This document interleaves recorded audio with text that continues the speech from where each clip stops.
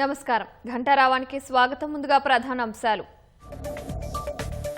విపక్షాల నిరసనలతో తొలి రోజే దద్దరిల్లిన parliament. NEET paper leak, Ayodhya విరాళాల అంశంపై చర్చకు పట్టు.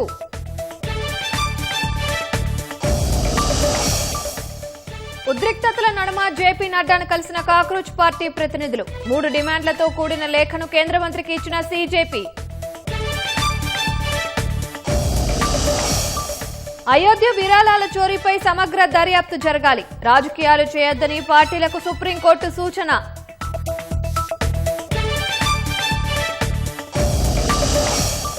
క్యూర్ పరిధిలో ఇందిరమ్మ ఇళ్ల పథకం ప్రారంభం. ప్లాట్ల కోసం రేపటి నుంచి ఆగస్టు 10 వరకు దరఖాస్తుల స్వీకరణ.